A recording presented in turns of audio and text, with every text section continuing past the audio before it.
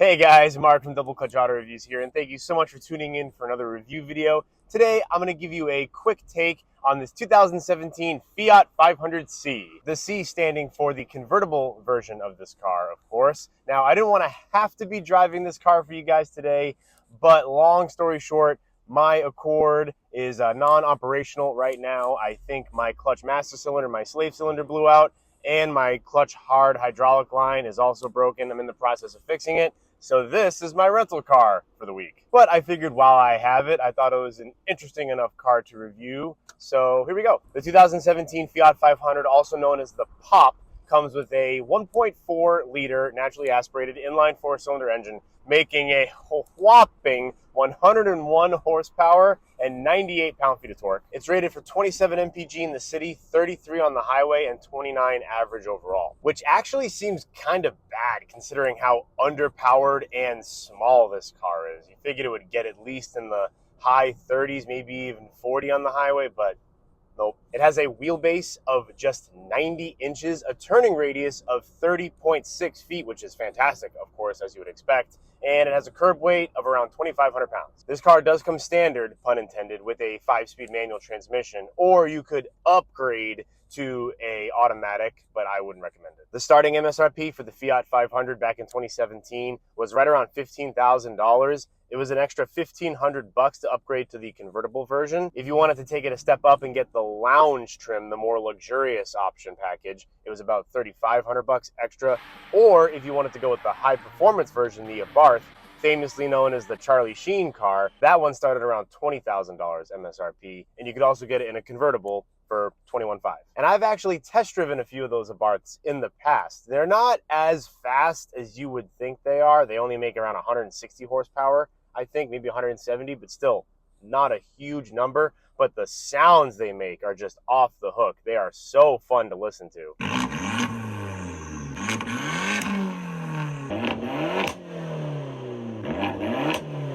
If you guys would like me to try to do a review on an Abarth in the future, let me know in the comments below. Now, the styling of this car.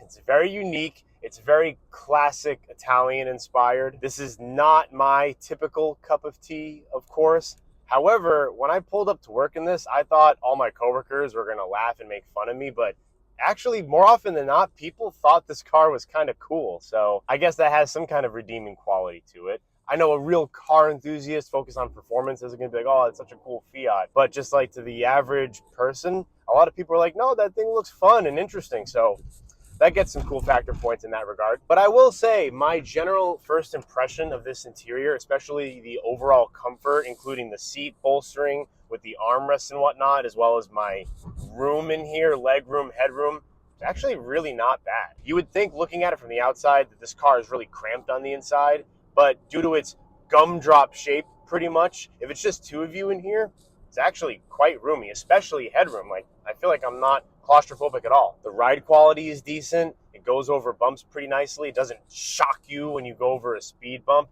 which I thought was pretty surprising. The higher speed stability on the highway also isn't that bad. I thought this car was going to feel like a death trap, but it really doesn't. You know, it handles its own relatively well. The performance of this vehicle, though, absolutely abysmal. It is awful, at least with horsepower and acceleration.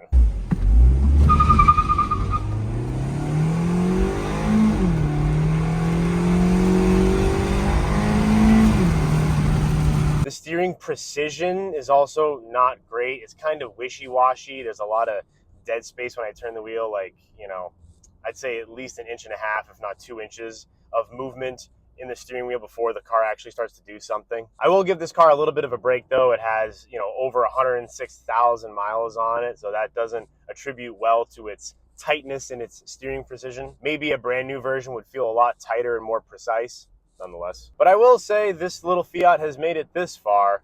Don't know how much longer it has left in it though, based on their reputation. However, the actual handling of this car going into and out of corners is a lot better than what you would think per se, based on the level of performance engineering that they put into this car. But you just can't deny physics, folks. It's so small and lightweight with such a short wheelbase that it just naturally has an ability to go into corners really well. It is a little top heavy, obviously due to its shape. You know, you can kind of feel it pitch a little bit. You know, you're sitting a little bit higher on the road than you would typically think in a car like this. You know, if you were sitting lower and it were lower to the ground, I feel like it would dramatically improve its handling performance. As far as the interior controls go, super cheap feeling and looking, I'm sorry. Buttons on the steering wheel, awful. Turn signal stock, I feel like it's one hard lane change away from just flying right off the steering column. It's so hollow and like flimsy feeling, and it's also far away from the steering wheel.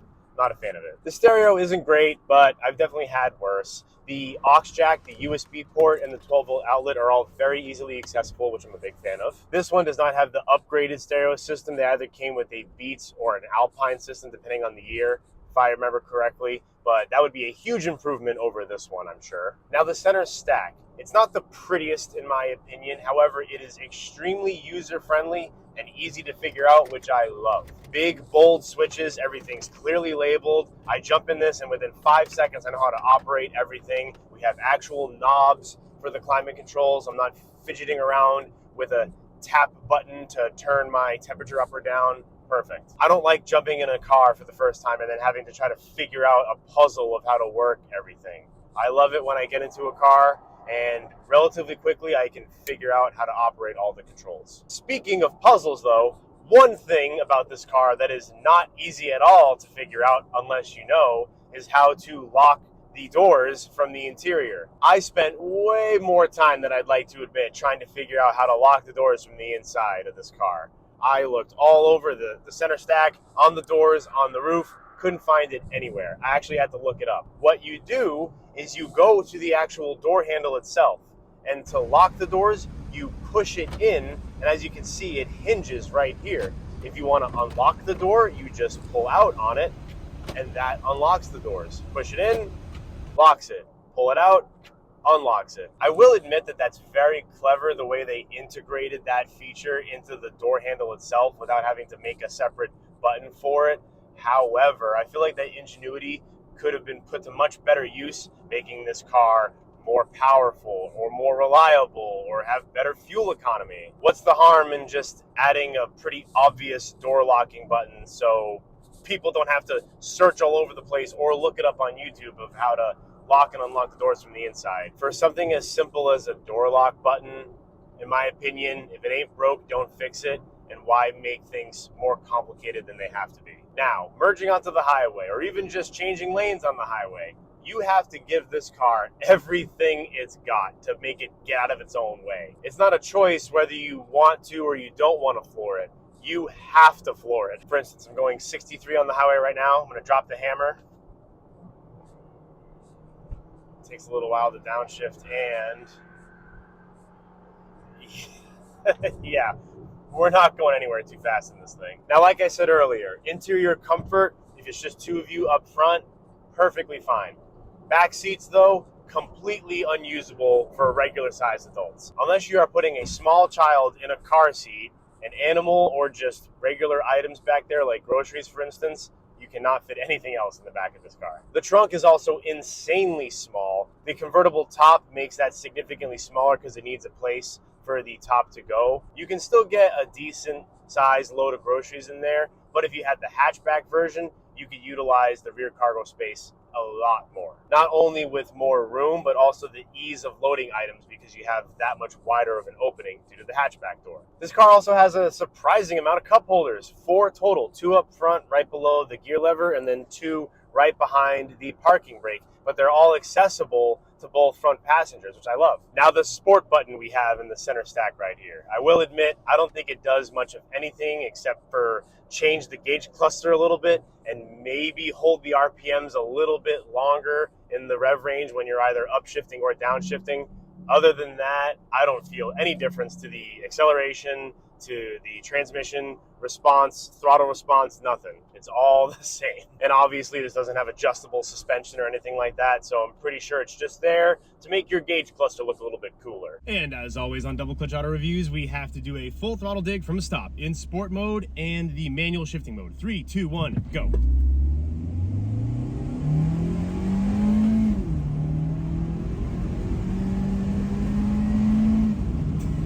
But then what's fun, you come into corners like this, I mean, the think can corner. But what I will give this car credit for, typically with transmissions like this, they're automatics, but they're, you know, wannabe manuals where you can shift it yourself. Typically, if you try to bang down into a lower gear that's not recommended for the current speed you're going according to the transmission or the car's TCU, it doesn't let you downshift. This car, it will let you downshift, almost redline it practically. Look at that turning radius. No problem. Love a car with a good turning radius. All right, ready? We'll give it one more shot. 3, 2, 1, go.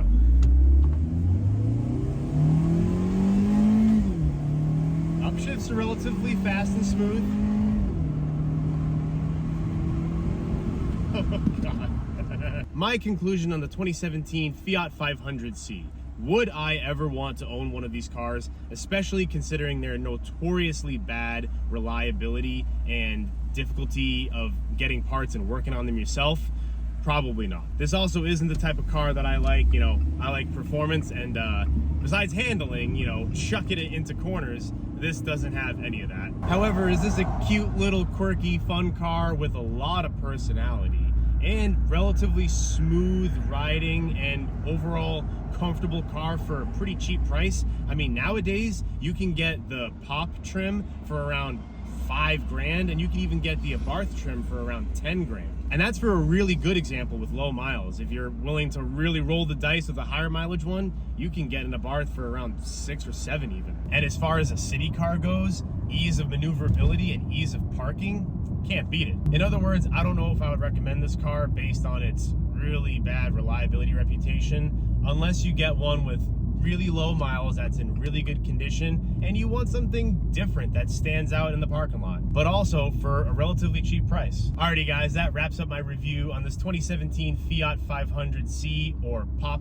trim. I hope you all found it enjoyable, helpful, and insightful. If you did, please make sure you hit that thumbs up and also consider subscribing to the channel. I know I hate telling you guys that because you hear it from every person that is trying to make it on YouTube, but really guys, if you want to support the channel, it really helps me out to grow and I appreciate it so much, so thank you. Take care guys, stay safe out there, and I'll see you on the next review. Have a great rest of your day. Peace.